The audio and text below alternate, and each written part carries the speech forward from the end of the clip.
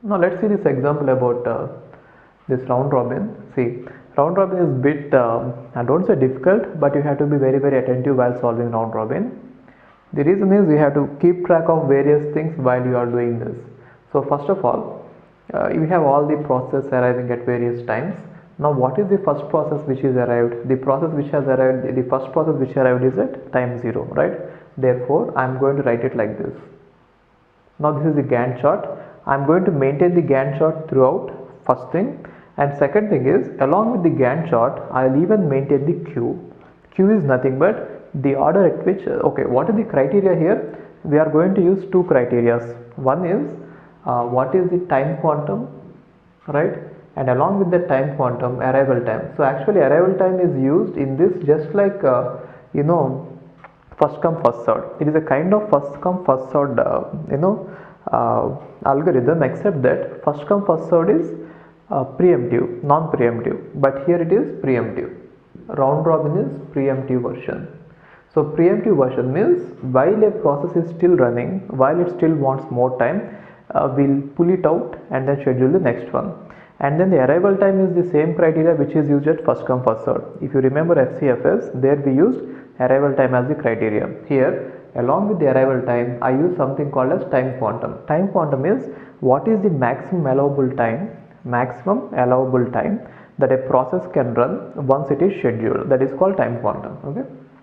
Now see this. At time 0, if I start it, what is the first process that gets scheduled? The queue. So I am talking about the queue. Now this queue will contain the available, this is the queue and this is the Gantt chart. Now this queue will contain what are available processes in the order of their time of arrival. Now P1 is the first one which has arrived, therefore I don't have any choice, I am going to schedule it. Now once scheduled, every process is supposed to run only for the time quantum amount of time. And how much is the time quantum here? 2. Therefore till time 2 P1 is going to run. Now after it is done, it has to go out and then bring the next process, which means it is supposed to leave the CPU and move it, have a transition from running state to ready state. Now at this point the time is 2. Now check that when the time is 2, by this time more processes would have arrived, isn't it? What are the other processes they have arrived by time 2? Process P2 has arrived and process P3 has arrived. So before doing anything, you add every process which has arrived. See, now the time is 2 at which P1 has stopped, but then don't write P1 here, just write all the process which arrived there. So what are all the process which arrived? One is P2 and P3, therefore I have written them in the same order of their order of arriving, therefore they are in the queue in this order. And now this P1 which has been removed from the queue and put here will now go and stand in the line after them. So next time it is going to get a chance after P2 gets a chance and P3 gets a chance. Understood this? And now what is the next one in the queue? P2. Therefore remove P2 from the queue and schedule it. Fine.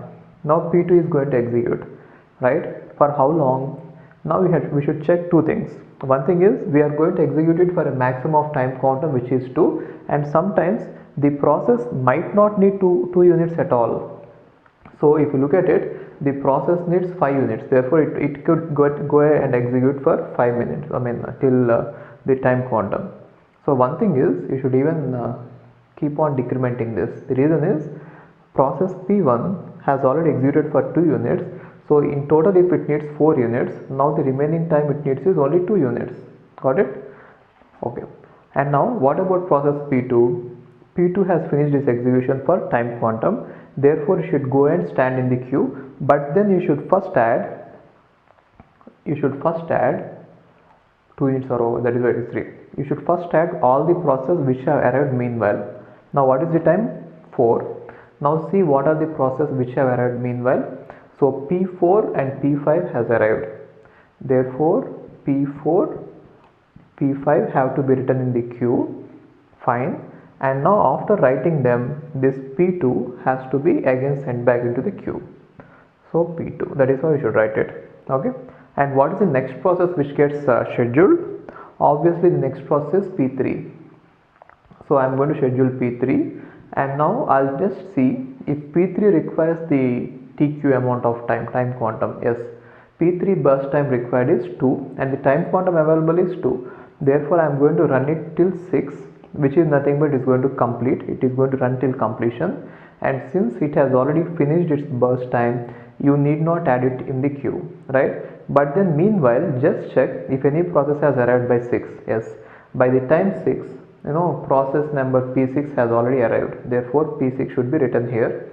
And now you need not put P3 here because P3 required only 2 units and we have run it for 2 units, therefore you need not put it back.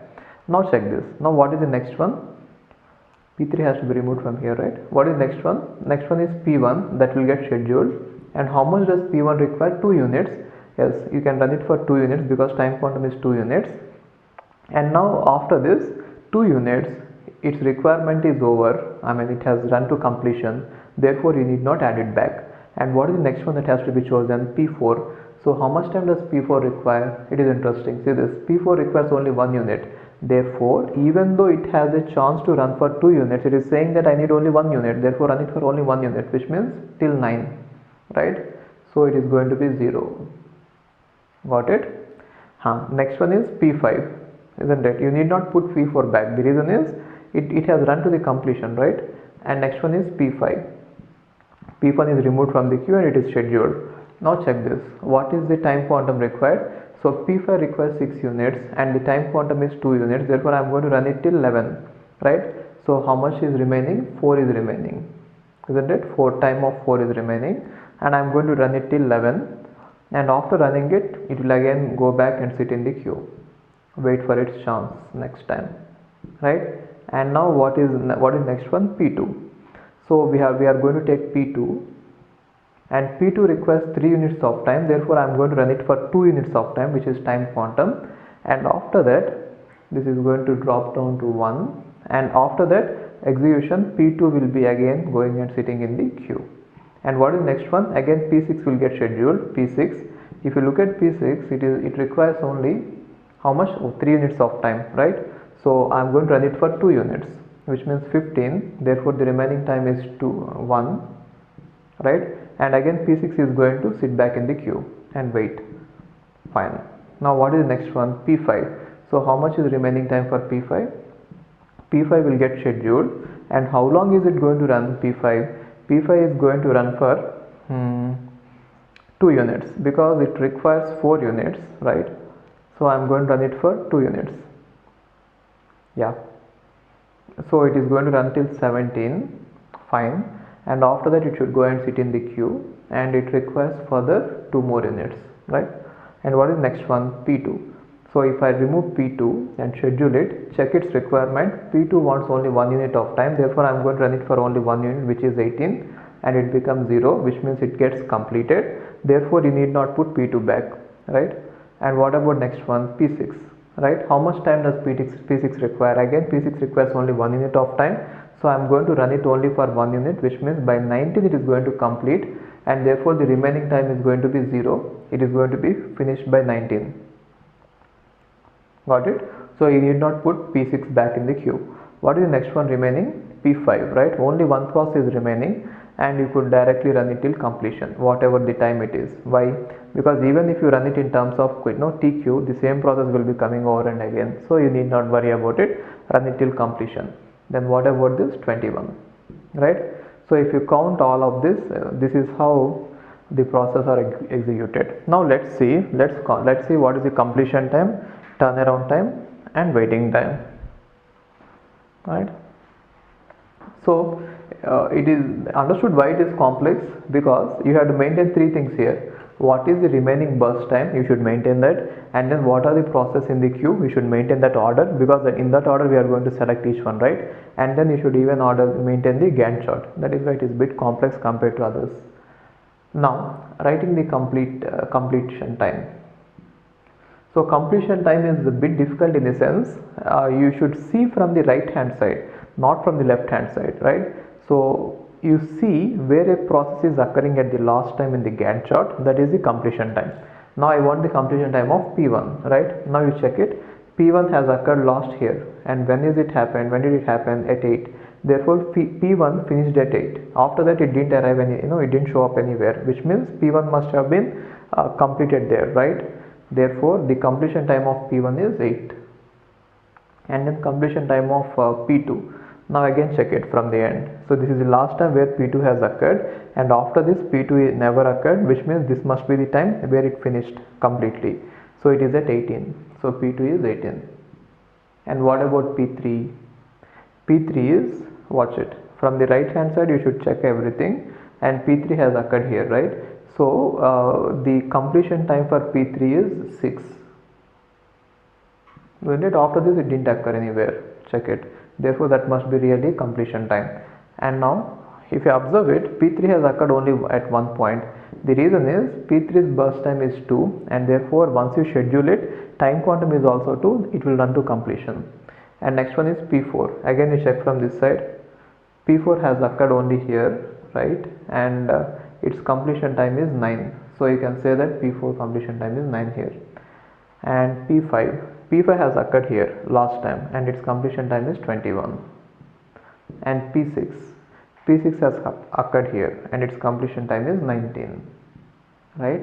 And after finding out the completion time, you are supposed to find out the turnaround time. So what is turnaround time? Completion time minus arrival time, that is the total time spent by a process in the system right from its arrival to its completion, right?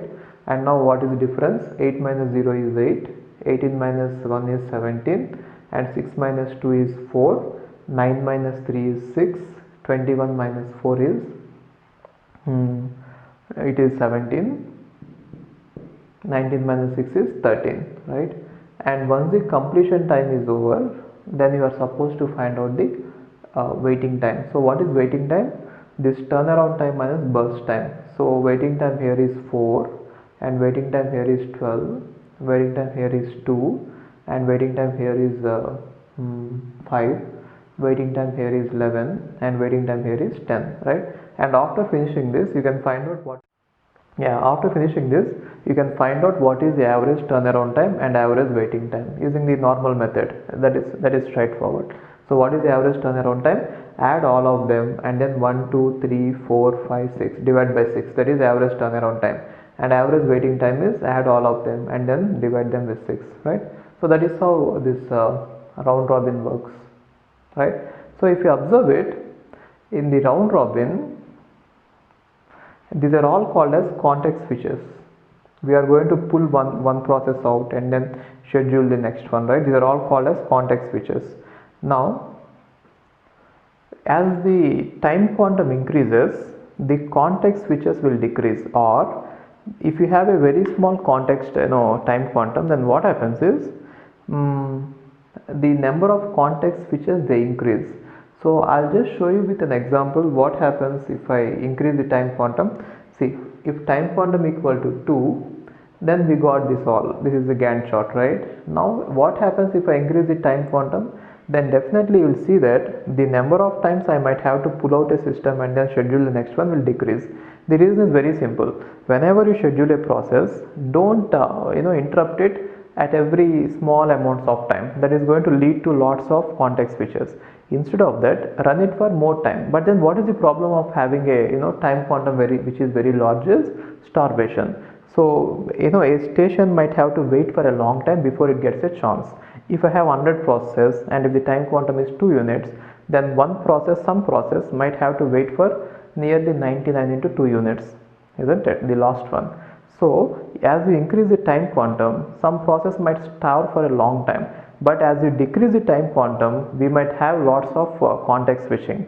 So what you should do is you should come up with a value which is neither too big nor too small. So what I mean to say is, instead of this time quantum 2, if I increase it, I'll have very less number of context switches. Or instead of this time quantum 2, if I decrease it, I'll have more number of context switches. I'll show you what it is. Okay, fine. Now we shall see with time quantum equal to 4. Now let's solve the same one with time quantum equal to 4. If the time quantum equal to 4, let's take the same example and solve it, which means the process number is like this. I'm doing the same one, 1 2 3 4 5, 6, and then arrival time, and arrival times is 0, 1, 2, 3, 4, 6, and the burst times are 4, 5, 2, 1, 6, 3, right? Yes, now let's solve this.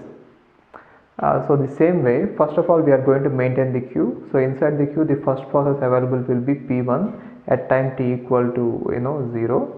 Therefore initially at 0 I am going to schedule P1, but unlike the previous example, here the time quantum is 4, which means I can run for 4 units, right? So I can run till 4 units and then I'll check it. See this. Therefore it is completed. It need not be scheduled again, right? So it will not interfere with the execution next, right? Now the time is 4 and you need not add it to the queue again. By time P4, time 4, what are the other processes which got available? One is P2 and other is P3, other is P4 and other is P5. All these processes became available. Now which one should you schedule next? P2, right? So next P2 has to be scheduled and it could run for 4 units, right? Therefore it could run for 4 units, which means till 8 it could run, and therefore only 1 unit is remaining for it for the next time execution. And now by the time P2 is over, the time is 6. So by this time the process P6 is available now, therefore P6 will be added to the queue. And now even P2 has to be added back because it has still some more need, which is 1 unit, therefore I am adding P2 back. And next one which will be scheduled is P3. So P3, now how much time can you schedule it? For 4 units, but then P3 is saying that I don't need 4 units, I need only 2 units, right? So you can only run it for 2 units and then it is over, finish, right? Therefore P3 need not be added. Next one that has to be scheduled is P4. Now you can run it for 4 units, but just check its need. P4 is saying that I need only 1 unit, therefore run it for only 1 unit and then finish it off and don't add it back. And next one is P5. P5 can be scheduled, right? And now if you schedule P5 can be scheduled for 4 units, but what is its need? 6 units, right? Therefore it is going to be 2 units is going to be remaining, so it will run till 15 because I can run it for 4 units. So its next time its need is 2, therefore you should keep it back in the queue because it has even further need. Next one is P6. P6 has to be scheduled. Now what is its requirement is 3 units only, therefore I need not execute it for 4, I will execute it till 18, right? And it need not be added back. And what is the next one? P2. P2 requires only 1 unit because it already executed for 4 units, right? Therefore it is 19, right? And P2 need not be added again. Then again finally P5, right? So how much time does P5 require? 2 more units, therefore it is still 21, that's it. So if you look at the Gantt chart, it is clearly showing that the Gantt chart of this one is very large compared to this one. So the context switchings are very high here compared to this. So what can you understand? As I increase the time quantum, right, the context switchings are actually decreasing. Context switching is nothing but this line, right? So which means after finishing one process, you are scheduling, after executing one process, you are executing the next one. This switch is called context switching, and here the context switchings are very high compared to this one, right? Why did this happen? Because of time quantum. Therefore see that time quantum is not too small because context switching is going to be very high, and see that time quantum is not too large also. The reason is, if the time quantum is too large, then many of the processes are going to stop. For example, here see this, I'll just show you. Let us say P6. When did P6 get the chance? For the first time P6 is able to run at 15 units. But then if you see this one, P6 is able to run at 13 units. Therefore a process is not waiting for so long, but here it is waiting for too long. And again if you see P5, here first time P5 is able to execute at 11, and if you look at P5 it is able to execute at 9, right? That is the difference. Therefore if the time quantum is large, a process might have to wait for a long time to get its chance, right? So it should not be too large and it should not be too small. So this, now you could find, similarly you can find what is the completion time, what is the waiting time and turnaround time. Just see this. Let's see the completion times. When did P1 get completed? So look at the last time. Actually, P1 got scheduled only once, and that one time is enough because its burst time is 4 and the available time quantum is 4. Therefore, completion time of P1 is 4 and completion time of P2 is 19. This is the last time it occurred, right? Completion time of P2 is 19 and completion time of P3 is 10. Completion time of P4 is 11 and completion time of P5 is P5 is here, right? So 21 and completion time of P6 is here, which is 18. Got it? Therefore, after this you can find out turnaround time. What is turnaround time? Completion time minus arrival time, which is 4 here, 18 here, 8 here, and then 8 here, and then 17 here, and then 13 here, right? See, in any case, if I write any number wrong, you please cross check it. Anyway, I think you are also doing it along with me. In case if you think that some numbers I have written here is wrong, you please correct it, because I'm just doing it, like I'm just doing it while I'm teaching. So it might be wrong sometimes. And then waiting time is turnaround time as burst time. Here it is 0, here it is 13, here it is 6, here it is 7, here it is 11, and here it is 10. So that is waiting time. You can find out what is average turnaround time and average waiting time, right? And you can even see that even waiting time, I think waiting time is not going to be much different. Maybe you can just test out. So what happened to waiting time? Maybe with some examples you will find out that if there might be some difference there. Okay, so this is all about the this round robin with time quantums 2 and 4. Let's solve some more examples on this.